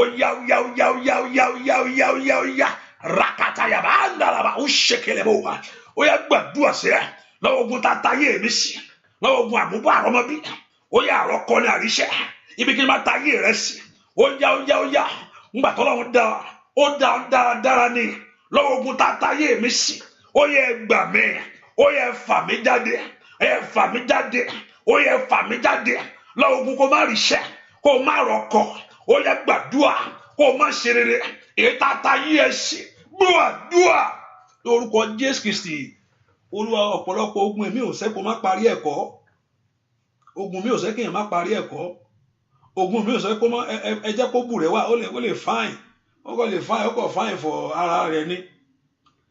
Ogun mi ò sẹ́ kéèyàn má ṣiṣẹ́ yóò mọ ṣiṣẹ́ bí nǹkan mi ní bí kúra ni yóò mọ àjámọ́ ni yóò mọ já gbogbo rẹ̀ mọ́. Ogun mi ò sẹ́ kó má jámọ́ o ẹ filẹ̀ jó máa jámọ́ lọ. Ogun mi ò sọ bẹ́ẹ̀. Ogun mi ò sẹ́ kéèyàn má nílé, ogun mi ò sẹ́ kéèyàn má lówó, ó lè lówó kọ̀ọ̀kan kí ìfọ̀kànbalẹ̀ mọ́ sí kó má ṣàlàáfíà. Èmi ò mọ tó ń ṣe ọ́, ẹ po orúkọ Jésù sẹ́ àníbi tá a ta èmi sí, ibi ogun tá a ta èmi sí. Wọ́n ta Joseph sóko ẹrú ni ṣùgbọ́n agbára jíǹde wá jáde. Wọ́n ta Jésù sínú ibojì ikú ni ṣùgbọ́n agbára ọ̀nà áńgẹ́lì Olúwa sì sọ̀kalẹ̀ wá ó sì yí ibojì ikú yẹn ó yí dànù, òkúta ó yí dànù. Ibikíbi tá a ta ayé mi sí ayaba lọ́wọ́ ogun tá a fi mí lé mi lọ́wọ́, ogun tá a fi ayé mi lé lọ́wọ́, lọ́wọ́ ogun tá a fi ọ̀nà mi lé lọ́wọ́ ó yá ogun náà kó ṣẹ́ ìdá ó yá ọmọ Ọlọ́run gbàdúrà orúkọ Jésù lọ́wọ́ ogun tá a tà mí sí Ọlọ́run fà mí jáde ríkà bàbà ọmọ Ọlọ́run ò bá gbàgbà rẹpàtàtàtà yàbọ̀ màní bradoko paliaba ó yá gbàdúrà lọ́wọ́ ogun tá a ta ayé mi sí lọ́wọ́ ogun tá a ta ayé àwọn ọmọ mi sí ó yá ogun àrọ́mọbí ni àìrọ́kọ ni má ṣe rere ni má rolóore ni má ra láàánú ni ní orúkọ Jésù lọ́wọ́ ogun yìí má ṣàṣeyọrí ó yá gbàdúrà lórúkọ Jésù. Olúwa wa àti nìkan ń ta ayé ẹni sówó ogun Jésù ọgbọ́n wọn tà wọ́n gba ṣéǹjì lórí ẹ̀. Bẹ́ẹ̀ ni Jésù gbọ̀ngàn wọn tà wọ́n gba ṣéǹjì lórí ẹ̀. Wọ́n gbowó lórí ẹ̀ àmọ́ wọ́n gbà ní wọ́n gbà á. Wọ́n sọ pé ó gbàdúrà lọ́wọ́ ogun tá a ta èmi ṣiṣẹ́, lọ́wọ́ ogun tá a tà mí sí, lọ́wọ́ ogun tá a fi mí lé lọ́wọ́ pé àní sílẹ̀ ẹ filẹ̀ ẹ jẹ́ kí àìrọ́mọbí kó máa dààmú ẹ̀, ẹ jẹ́ kí àríṣẹ́ kó máa dààmú ẹ̀, ẹ jẹ́ kí àwọn ọmọ rẹ̀ ẹ jẹ́ kí àwọn kọ́ jẹ́ ìdààmú fún. Lọ́wọ́ ogun náà kò ṣẹ́, tógun ẹ bá ṣẹ́ àṣeyọrí dé wàá lè sin Ọlọ́run dáadáa, wàá lè sin. Téèyàn bá ní nǹkan láyé temptation is very easy when something going on in your life easy like this. Rọrùn báyìí ló ń pè, rọrùn ló ń jẹ́ bẹ́ẹ̀, rọrùn ní ń jẹ́ bẹ́ẹ̀. Because a lot of people giving you advice. One not here. One not joy. Or you look at people giving you the advice. Mama, oh yeah, be yeah,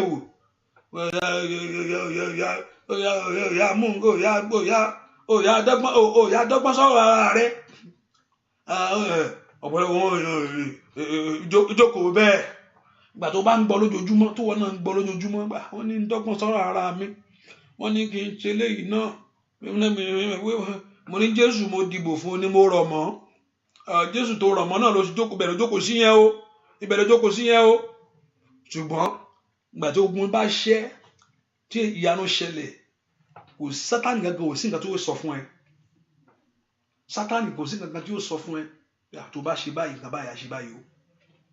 Ogun náà ló mú Sátánì wọlé wá. Ẹ porúkọ Jésù sẹ́, ẹ̀jẹ̀ Jésù ra ayé mi padà. Ó san gbèsè kò yẹ kó o tún san mọ́. Ó ti san gbèsè yẹn kò yẹ kó o san kankan mọ́. Ẹ̀jẹ̀ Jésù ra ayé mi padà. Lọ́wọ́ ogun àìlọ́kọ, èyí tá a ta ayé mi sí. Lọ́wọ́ ogun àìlọ́mọ, èyí tá a fi mí lé lọ́wọ́. Ra ayé mi padà. ráyé mi padà. Somebody gbàdúrà òjìji tí ń bẹ lẹ́yìn yẹn kó parẹ́.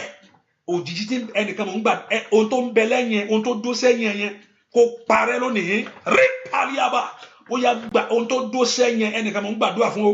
Rú paliaba bá orí ìjókòó lọ sí jókòó sí. Ayaba ó sàtáyaba. Rí palinda la bàbá wọ́kà. Wáyé power side. Ó yá gbàdúrà wo àga tó jókòó sí àga dúdú tó jókòó sí yẹn. Repalika paliaba. Rekataliaba bó sàtà. Láńdẹ̀lẹ̀ bó kó pariaba. Ohun tó ń bẹ lẹ́yìn kó parẹ́. Kó parẹ́. Aṣọ ni ènìyàn tí ń bẹ lẹ́yìn. Aṣọ ni ènìyàn tí ń bẹ lẹ́yìn. Aṣọ ni ènìyàn tí ń bẹ lẹ́yìn. Kó parẹ́. Ayaba tita yaba. Ó yá kó parẹ́. La pere tekete. Maya gatagaba. Lantore beketelebo. Rapelu zegaba. Kó parẹ́. Ó yá kó parẹ́. Gbọ́ àdúrà lórúkọ Jésù Kristi. Olúwa wa gbàdúrà dáadáa. Gbàdúrà. Matthew chapter 9 and verse 18. Look at it very well. Matthew chapter 9 verse 18. Matthew chapter 9 verse 18. And that's our text in English section this morning. Matthew chapter, I want us to go with it. Remember, I say you should have oil. We're going to anoint yourself today. And also get ready. We're going to pray again, and I'm going to announce it at least. This is the quarter hour. We need to go in fasting and prayer. Hallelujah. Matthew chapter 9, verse 18. Verse 18. Títí dé maybe 24. Bẹ́ẹ̀ni. Ìjòyè kan tọ̀ wá, ó sì tẹríba fún un. Wípé ọmọbìnrin mi kú nísinsìnyí, ṣùgbọ́n wá fi ọwọ́ rẹ̀ lé òun ó sì yè. Bẹ́ẹ̀ni, ó ní yóò sì yè. And Jesus arose and followed him, and so did his disciple. Wọ́n tẹ̀lé ẹ̀ka verse 20 yẹn. Ẹ̀ka verse 20 ma. Obìnrin kan tí ó ní ìsun ẹ̀jẹ̀ ní ọdún 12, ó wà lẹ́yìn rẹ̀, ó fi ọwọ́ kan ìṣẹ́tí aṣọ rẹ̀. Ó fọwọ́ kan nítorí ó wí nínú ara rẹ̀ pé bí mo bá ṣàlè fi ọwọ́ kan aṣọ rẹ̀, ara mi yóò dá. Bẹ́ẹ̀ ni, tí n bá fọwọ́ kan ìdẹ̀tí aṣọ rẹ̀, èmi ń bá fọwọ́ kan ìdẹ̀tí aṣọ rẹ̀, èmi ń bá fọwọ́ kan ìdẹ̀tí aṣọ rẹ̀, ara mi yóò yá gágá, ara mi yóò yá gágá, ìwòsàn yóò dé.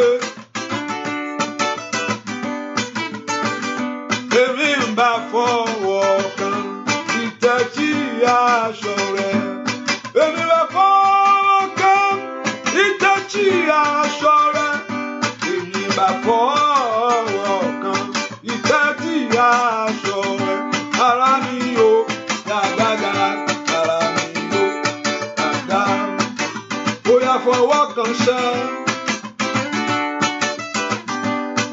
ìbá fọwọ́ kan ìdẹ̀tí aṣọ rẹ̀, èmi bá fọwọ́ kan ìdẹ̀tí aṣọ rẹ̀, èmi bá fọwọ́ kan ìdẹ̀tí aṣọ rẹ̀, ara mi yóò yá gágá, ara mi yóò yá gágá, ara mi yóò yá gágá, ara mi yóò yá gágá. Arábìnrin, you have suffered the Lord for 12 years.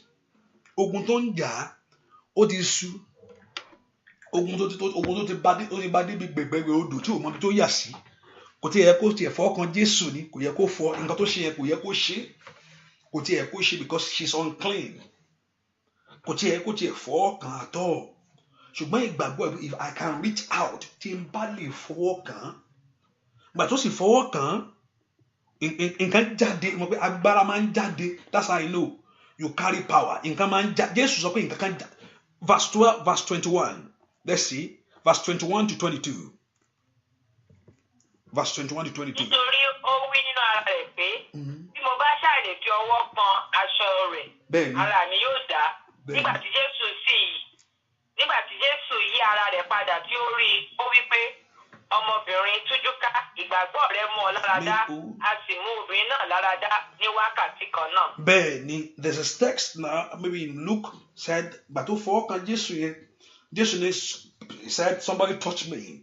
Another story, somebody, and he said, "Oh no," Peter was telling, "Jésù, àwọn tó máa yọ tó ń fọwọ́ kan pọ̀ mbẹ́." No, I know, somebody touched me, because he knows there's a virtue went out of him. Nǹkan kan jáde lára rẹ̀, ó sì sàn. Ẹ porúkọ Jésù. Olúwa mo fọwọ́ kàn ọ́, gbà mí lọ́wọ́ ogun táyé mi sí. Olúwa gbà, àwọn ọ̀pọ̀lọpọ̀ wọ́n ti gbé màálù nítorí tiẹ̀, wọ́n ti fi màálù tà sógun, ẹlòmíì wọ́n ti gbé bọ tà sógun, ẹlòmíì adìyẹ ni ohun tó fi tà ọ́ sógun. Máyọ̀ Paul ṣáyà ó yá aṣọ tó wọ̀ lọ́ fi tà ọ́ sógun. Ẹ porúkọ Jésù ní àwọn ogun táyé mi sí. Màtáìlì Paul ṣáyà, Olúwa yá gbà mí padà.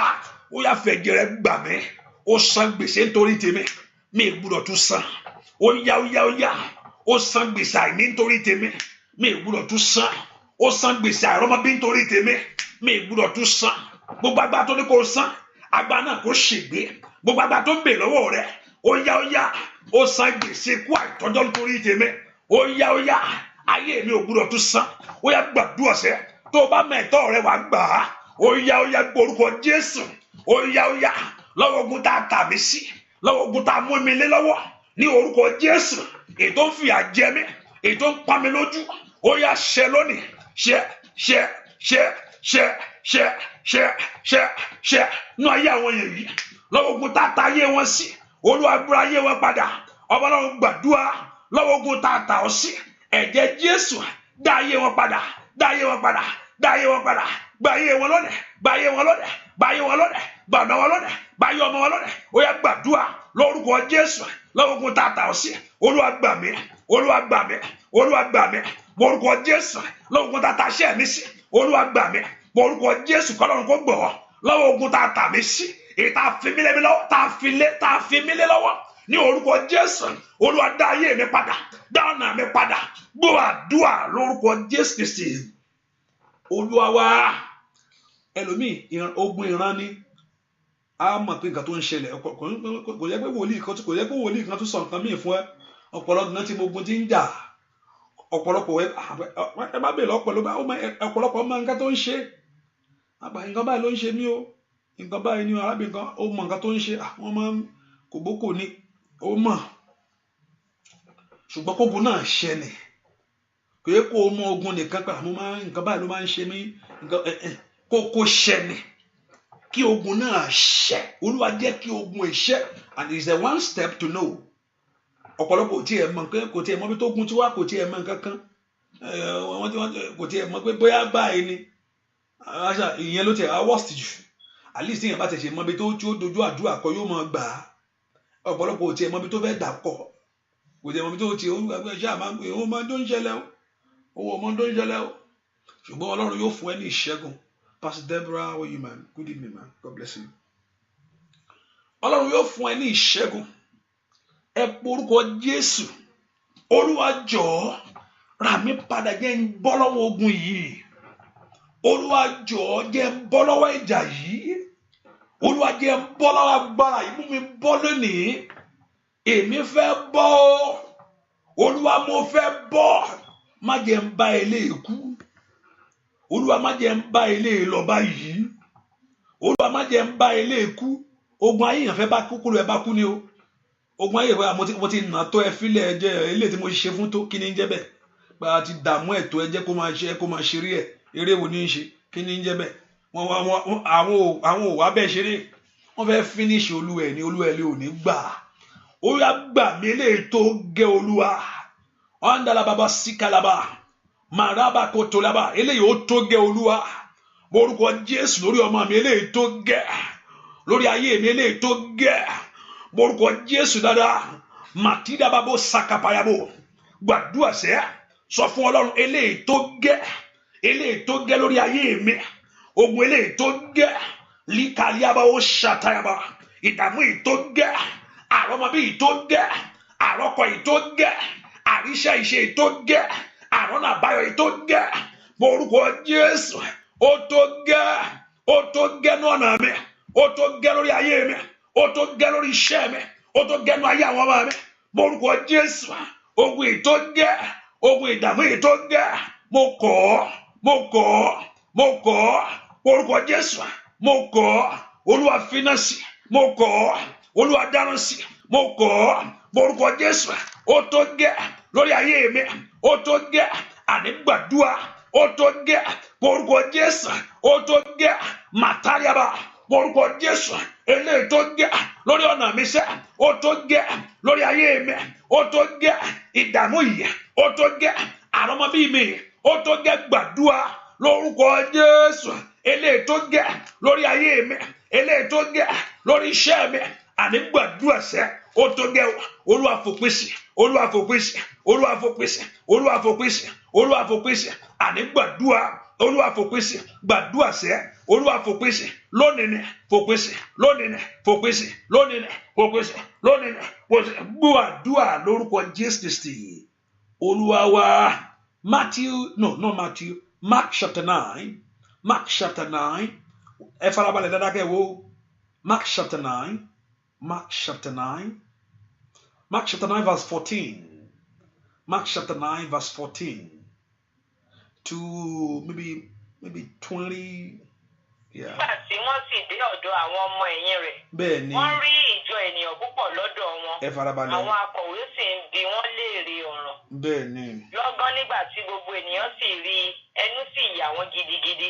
Wọ́n sì sáré tọ̀ wọ́n. Continue. Ó sì bi àwọn akọ̀wé wípé kí ni ẹ̀yin béèrè lọ́wọ́ wọn? Ọ̀kan nínú ìjọ ènìyàn náà sì dáhùn wípé olùkọ́ni, mo mú ọmọ mi tí ó ní odi ẹ̀mí tọ̀ wá níbikíbi tí ó bá sì gbé mú a sì máa nà tọ̀tàn wọn a sì máa yọ ìfófò ní ẹnu a sì máa payín keke a sì máa dákú. Mo sì sọ fún àwọn ọmọ ẹ̀yìn rẹ̀ kí wọ́n lè jáde wọn kò sì lè ṣe é. Ó sì dá wọn lóhùn ó sì wí pé ìran aláìgbàgbọ́ yìí èmi ó sì bá yín gbé pẹ́ tó èmi sì ti mú sùúrù fún yín pẹ́ tó ẹ mú wá sọ́dọ̀ mi. Wọ́n sì mú wá sọ́dọ̀ rẹ̀ nígbà tí ó sì rí i lójú kan náà ẹ̀mí náà nà án tọ̀tàn ó sì ṣubú lulẹ̀ ó sì ń fi ara yílẹ̀ ó sì ń yọ ìfófò ní ẹnu ó sì bi bàbá rẹ̀ léèrè wípé ó ti pẹ́ tó ti. Ẹ má kálọ. Ó sì bi bàbá rẹ̀ léèrè wípé ó ti pẹ́ tó tí èyí ti dé sí i ó sì wípé láti kékeré ni ní ìgbàkúgbà ni a sì máa gbé sọ sínú iná àti sínú omi láti parun ṣùgbọ́n bí ìwọ bá lè ṣe ohunkóhun ṣàánú fún wa kí o sì ràn wá lọ́wọ́. Jésù sì wí fún un pé bí ìwọ bá lè gbàgbọ́ ohun gbogbo ní ṣíṣe fún ẹni tí ó bá gbàgbọ́. Lójú kan náà bàbá ọmọ náà kígbe ní òun rárá ó sì fi omijé wípé Olúwa mo gbàgbọ́ ràn àìgbàgbọ́ mi lọ́wọ́. Nígbà tí Jésù sì rí i pé ìjọ ènìyàn sáré wọ̀jọ̀ ó bá ẹ̀mí àìmọ́ náà wí ó wí fún un pé ìwọ odi àti adití ẹ̀mí mo pàṣẹ fún ọ jáde lára rẹ̀ kí ìwọ má ṣe wọ inú rẹ̀ mọ́. Ó sì kígbe sókè ó sì nà tọ̀tàn ó sì jáde lára rẹ̀. Ọmọ náà sì dàbí ẹni tí ó kú tó bẹ́ẹ̀ tí ọ̀pọ̀lọpọ̀ fi wí pé ó kú ṣùgbọ́n Jésù mú un ní ọwọ́ ó sì fà á sókè ó sì dìde. Nígbà tí ó sì wọ ilé àwọn ọmọ ẹ̀yìn rẹ̀ ń bi léèrè níkọ̀kọ̀ wípé èé ṣe tí àwa kò fi lè lé e jáde. Ó sì wí fún wọn pé irú èyí kò lè fi ipa ohun kan jáde tí kò ṣe nípa àdúrà àti àwẹ̀. Thank you, ma. Thank you. I want you to look at it very well. Ó béèrè lọ́wọ́ Jésù béèrè lọ́wọ́ ẹ̀ pé how long? He said how long it ago since this came unto him, and he said of a child. Láti kékeré ní kíní tí gbà mí ogun tó fẹ́ parí ẹ̀ ni ogun tó fẹ́ ba ayé ẹ̀ jẹ́ ni ó ní ó máa sọ sínú omi á sọ sínú náà ibi tó bá wù ló ń sọ sí ṣùgbọ́n Jésù bá ogun àní orúkọ Jésù ogun tí ń bá ayé mi dàgbà tó fẹ́ parí mi. Mark chapter 9 ni Mark chapter 9 not 5. Ogun tó ń bá ayé mi dàgbà tó lóun fẹ́ ṣó náà ogun tó dó àníṣe máa yanjú ẹ̀. Ogun tó àníṣe máa yanjú ẹ̀. Tí yóò bá gbàdúrà yanyan ogun náà yanjú olúwa o. Ogun náà tàyàdà yóò sẹ́ kó má lọ sí ìjọba Ọlọ́run. Ọ̀pọ̀lọpọ̀ akọ̀rin tèmi olú ẹ̀ lọ́bẹ̀ kíákíá ni. Rípalú zakata yababo. Mo orúkọ Jésù. Ogun tó lóun fẹ́ yanjú mi.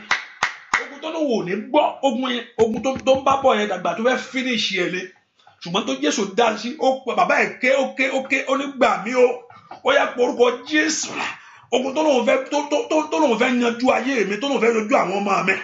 Ogun tó fẹ́ frustrate effort yẹ. Tó fẹ́ frustrate life yẹ. Ogun tó fẹ́ kó tẹ̀síwájú. Ogun tó fẹ́ kó láyọ̀. Ó yá. Màtáyà bàbá ó sàtáyà bò. Borúkọ Jésù. Màtúrà bàbá. Màtólíà bàbá kàpáyàbà. Gbúàdúà lórúkọ Jésù Kristi Olúwa. Bàṣẹ tẹ́lẹ̀tẹ́ láyé fi jẹ mí níyà. Bàbá ìgbóná. Bàṣẹ tẹ́lẹ̀tẹ́ láyé fi jẹ mí níyà. Olúwa ìgbóná. Bàṣẹ tẹ́lẹ̀tẹ́ láyé fi jẹ mí níyà.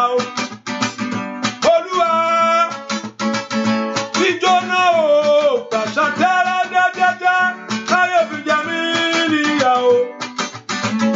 Olúwa ìjóná. Bàṣẹ tẹ́lẹ̀tẹ́ láyé fi jẹ mí níyà. Bàbá ìjóná o. Bàṣẹ tẹ́lẹ̀tẹ́ láyé fi jẹ mí níyà o. Olúwa ìjóná. Má jẹ́ jìyà, má jẹ́ mòṣì, má jẹ́ mẹ̀tẹ́ láyé. Má jẹ́ jìyà, má jẹ́ mòṣì, má jẹ́ mẹ̀tẹ́ láyé. Ó yá, má jẹ́ jìyà, má jẹ́ mòṣì, má jẹ́ mẹ̀tẹ́. Lórí ọmọ, má jẹ́ jìyà, má jẹ́ mòṣì, má jẹ́ mẹ̀tẹ́. Lórí aya, má jẹ́ jìyà, má jẹ́ mòṣì, má jẹ́ mẹ̀tẹ́ láyé. Ó yá, má jẹ́ jìyà, má jẹ́ mòṣì, má jẹ́ mẹ̀tẹ́. Ó yá ní gbogbo ọ̀nà. Má jẹ́ jìyà, má jẹ́ mòṣì, má jẹ́ mẹ̀tẹ́ láyé. Gbàdúrà. Má jẹ́ jìyà, má jẹ́ mòṣì o, má jẹ́ mẹ̀tẹ́ láyé. Ó yá wí bẹ́ẹ̀. Má jẹ́ jìyà, má jẹ́ mòṣì, má jẹ́ mẹ̀tẹ́. Gbàdúrà sẹ́. Má jẹ́ jìyà, má jẹ́ mòṣì, má jẹ́ mẹ̀tẹ́ láyé. Lórúkọ Jésù ò ní jìyà. Mo gbàdúrà fún wa tó ń jẹ́ Ebenezer. Ọwọ́ Ọlọ́run kó kàn ọ́. Lórúkọ Jésù ò ní jìyà. Ìyà kó dópin lórí ayé rẹ̀. Ẹ pe orúkọ Jésù. Ìyà mi dópin lónìí. Mo bọ́ lọ́wọ́ ogun yìí. Ìyà mi dópin lónìí. Mo bọ́ lọ́wọ́ ogun yìí. Orúkọ Jésù dáadáa. Ìyà mi dópin lónìí. Mo bọ́ lọ́wọ́ ogun yìí. Má sọ pé mo bọ́ lọ́wọ́ ogun yìí o nìkan. Bẹ́ẹ̀ sì sọ kí ni tó fẹ́ yẹn. Mo bọ́ lọ́wọ́ ogun àrọ́mọbí yìí. Mo bọ́ lọ́wọ́ ogun àrọ́kọ yìí. Mo bọ́ lọ́wọ́ ogun àìníṣẹ́ yìí. Mo bọ́ lọ́wọ́ ogun má ṣàṣeyọrí yìí. Mo bọ́ lọ́wọ́ ogun yìí. Bọ́ yẹn bọ́njọ́ yẹn. Ó bọ́ tó ló bá Jésù pàdé. Alábàbàbà ó so tó tolé akátàbò. Malabrado tó tolé kátàbò. Manombredo kó pẹ̀lú zeketebo. Ó yá mo bọ́ lọ́wọ́ ogun yìí. Orúkọ Jésù mo bọ́ lọ́wọ́ eléyìí. Àwọn Ọlọ́run gbàdúrà jùsẹ́. Ó yá mo bọ́ lọ́wọ́ eléyìí. Màkálí ababo sotolé abo. Orúkọ Jésù mo bọ́ tọmọtọmọ, mo bọ́ tìrantìran. Èmi bọ́ lọ́wọ́ ogun eléyìí náà o. Ó yá mo bọ́ lọ́wọ́ eléyìí. Mo bọ́ lọ́wọ́ apá yìí. Ó yá. Èmi mọ̀ pé olùdáǹdè mi bẹ́ẹ̀ láyé. Ó bẹ́ẹ̀ láyé. Ẹnìkan agbára tó ní kó máa ṣalẹ̀ jẹ. Ẹnìkan mo gbàdúrà fún agbára tó ní pé ilẹ̀ ní kó máa ti mú nǹkan jẹ. Lóòótọ́ èèyàn ń gbé nǹkan. Kò tẹ́ pé èèyàn ń gbé nǹkan. Agbára tó ní kó máa mú nǹkan jẹ lẹ̀. Pé kó máa ṣalẹ̀ jẹ ni. Lórúkọ Jésù agbára náà kò bàjẹ́. Kò ń sọ̀rọ̀ pé èèyàn gbé nǹkan lélẹ̀. Agbára kéèyàn máa ṣalẹ̀ jẹ. Pé kéèyàn máa mú nǹkan jẹ nílẹ̀. Agbára náà kò bàjẹ́ lórí ayé ẹ̀. ohun náà kò dákẹ́ láti sísìn lọ. Ohun náà kò dákẹ́ láti sísìn lọ. Ohun tó ní kó máa ṣálẹ̀ jẹ́ ni. Ohun tó ní kó máa ṣálẹ̀ jẹ́ ni. Lórúkọ Jésù kó bàjẹ́. Ẹ̀mí ẹ kó bàjẹ́ nínú ayé ẹ lónìí. Agbára ẹ kó bàjẹ́. Ogun ẹ dá dúró lónìí. Ogun ẹ tán. Gbọ́ àdúrà lórúkọ Jésù Kristi Olúwa. Èmi máa pé olùdáǹdè mi bẹ́ẹ̀ láyé.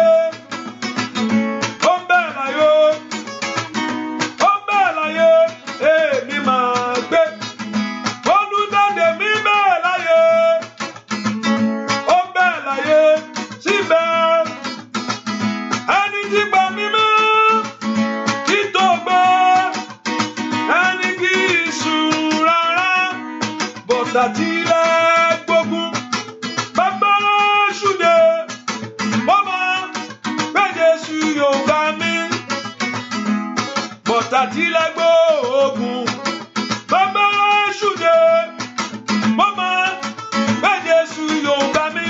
Ìgbàgbọ́ ni èmi máa ń pẹ́ olùdáǹdè mi bẹ́ẹ̀ láyé. Ó bẹ́ẹ̀ láyé. Ó bẹ́ẹ̀ láyé. Èmi máa ń pẹ́ olùdáǹdè mi bẹ́ẹ̀ láyé. Ó bẹ́ẹ̀ láyé.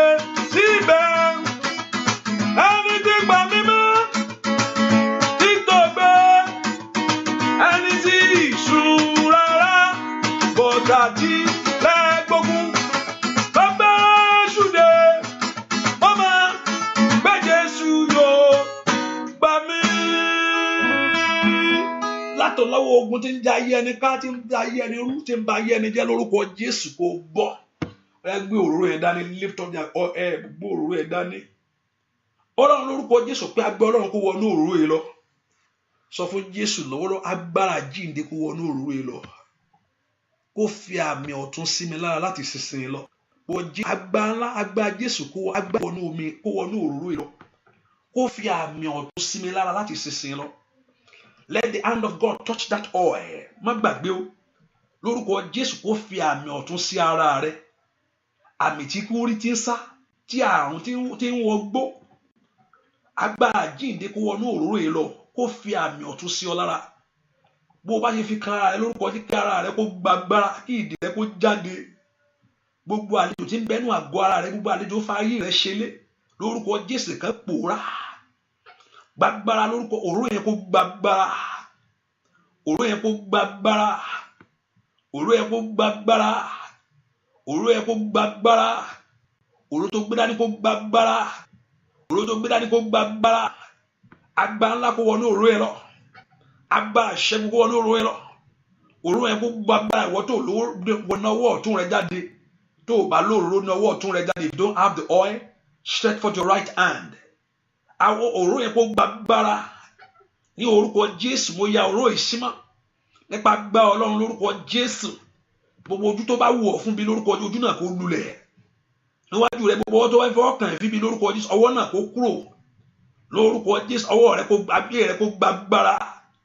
Láti lórúkọ Jésù bí òróró yẹn bá ti kan ara rẹ, ó di kò ṣe pa, kò ṣe wò, kò ṣe fọwọ́ kàn, kò ṣe wò lójú. Ní ìdárayá kàtàyàbá bí òróró yẹn bá ti kan ara rẹ lórúkọ Jésù, ó di kò ṣe pa, kò ṣe fọwọ́ kàn, kò ṣe wò lójú. Ó di iná mọ́ ọ̀tá lọ́wọ́. Ó mà di àdàbò sàtàyàbò. Ó di iná mọ́ ọ̀tá lọ́wọ́. Ó ju aṣẹ́gun lọ. Ní orúkọ Jésù ọ̀rọ̀ ẹ dayọ̀. Àṣepé wọnú ọ̀rọ̀ ẹ lọ. Àṣẹ ti jáde. Àmúbọ̀ fa ayé rẹ sílẹ̀. Ohun ẹ̀gàn tán lórí ayé rẹ lónìí. For Jesus, as you anoint yourself, let a new mark upon you. Àmì ọ̀tun àmì ìṣeré kó bà lé ọ. As you anoint yourself, àmì ọ̀tun àmì ìṣeré kó bà lé ọ. Gbogbo ilé ọjọ́ lóore. Gbogbo ojú ọba ti dúró kó lè. Everywhere you go, kí blessing kó tẹ̀lé ọ. Kí ìbùkún kó bá ọ pàdé. Ohun tó bá dáwọ́ láti lórúkọ Jésù kó ṣeré. Gbogbo àmì tá a kọ sí ara kó parẹ́. Gbogbo àmì tá a kọ sí ara kó parẹ́.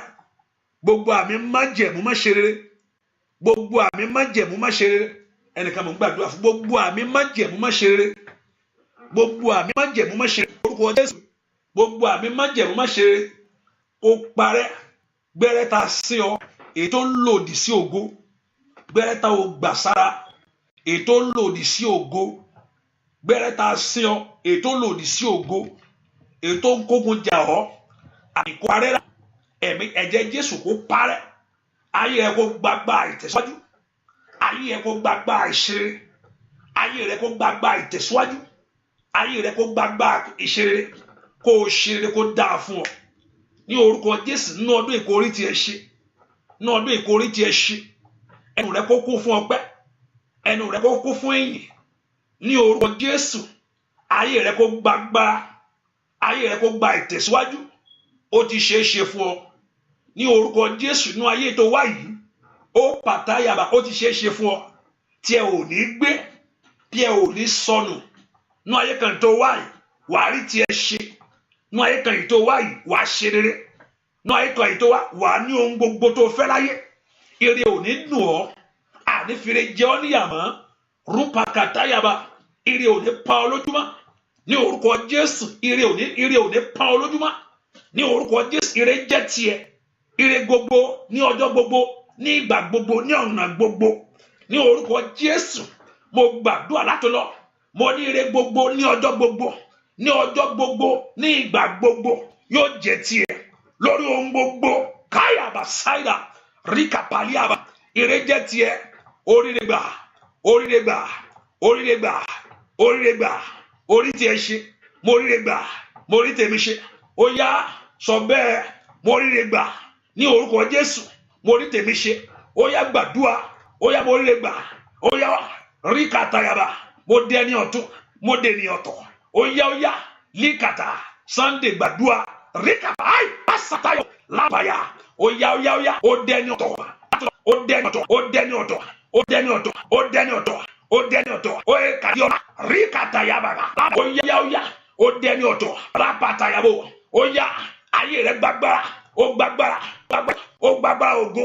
Mo gbàdúrà fún ohun tó fi wẹ̀rí táyé mú mọ́, ohun tó fi wẹ̀rí èyí tó mọ́ ọ lọ́wọ́, ohun tó fi wẹ̀rí tó mú mọ́ ọ lọ́wọ́, èyí tá a lò fún iṣẹ́ òkùnkùn lórí ayé ẹ kó bàjẹ́. Mo gbàdúrà kan nìyẹn o. Ohun tó fi wẹ̀rí táyé mú mọ́ ẹ lọ́wọ́, èyí tá parí iṣẹ́, èyí tí àwọn ló ń parí iṣẹ́, èmi mo bá ṣe ń parí iṣẹ́, èyí tó parí iṣẹ́ sí wáyà pàlíà kó bàjẹ́, lúdàgàbàbò sàkàlìàbà kó bàjẹ́.